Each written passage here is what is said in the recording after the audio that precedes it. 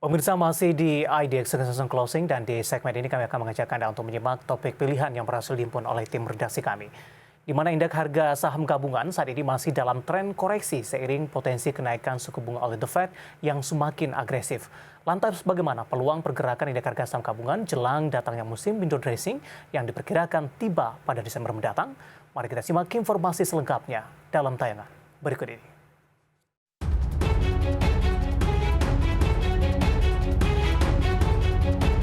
Indeks harga saham gabungan di sesi pertama perdagangan hari ini mencatatkan rebound dan ditutup dengan penguatan 0,16% ke level 6.919,94 pada pukul 11.30 waktu Indonesia Barat. Adapun penguatan IHSG di sesi satu hari ini terutama ditopang oleh indeks sektor energi yang naik 0,83%. Kenaikan IDX Energy didorong oleh sejumlah saham emiten pertambangan batu bara yang mendapat sentimen positif dari kenaikan harga komoditas batu bara. Namun sejak awal pekan ini, indeks harga saham gabungan tercatat masih dalam tren turun dan tetap dalam jalur koreksi usai ditutup pada level 7.200-an terakhir kalinya pada 22 September 2022 lalu.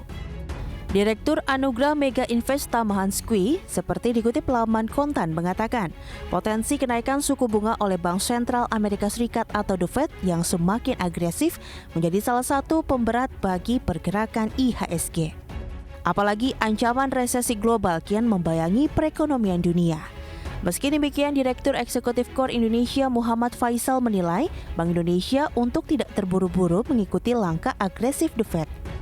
Menurut Faisal, kenaikan suku bunga secara ekstrim justru akan menghambat laju pemulihan ekonomi saat ini. Demand, sehingga ketika dilakukan pengetatan moneter, nah ini justru dikhawatirkan akan menahan dari sisi demand-nya yang sebetulnya belum betul-betul pulih ke kondisi pra-pandemi.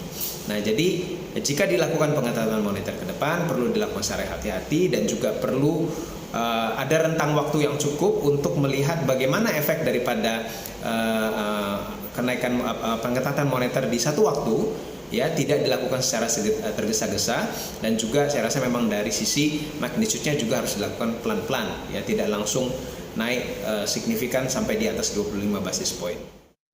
Sementara itu, berdasarkan data Bursa Efek Indonesia sejak awal tahun hingga Rabu 12 Oktober kemarin, sejumlah sektor masih mengalami tekanan yang cukup dalam.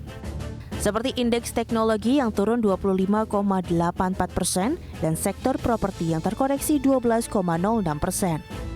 Kemudian sektor consumer cyclical juga turun 6,16% dan sektor keuangan terkoreksi 4,74% sejak awal tahun hingga kemarin. Hans menilai tekanan masih akan terjadi pada saham teknologi, properti, serta consumer cyclical. Menurut Hans, sektor-sektor tersebut masih akan tertekan sejalan dengan kemungkinan besar suku bunga akan naik sampai akhir tahun ini. Sektor teknologi, properti, serta konsumsi saat ini dianggap kurang menarik dan investor cenderung lebih memilih saham-saham lain seperti komoditas dan consumer yang lebih defensif. Meski demikian, di tengah ancaman kenaikan suku bunga acuan The Fed serta potensi resesi global, Senior Investment Information Mirai Aset Sekuritas Indonesia Nafan Aji Gusta saat dihubungi IDX Channel mengatakan, secara fundamental, ekonomi Indonesia yang masih relatif solid dapat menopang pergerakan IHSG. Nafan menambahkan indeks juga berpotensi terdampak positif dari peluang pertumbuhan kinerja emiten pada kuartal ketiga 2022. Selain itu, emiten yang diuntungkan oleh komoditi boom price akibat tensi geopolitik Rusia-Ukraina berpotensi mendorong indeks.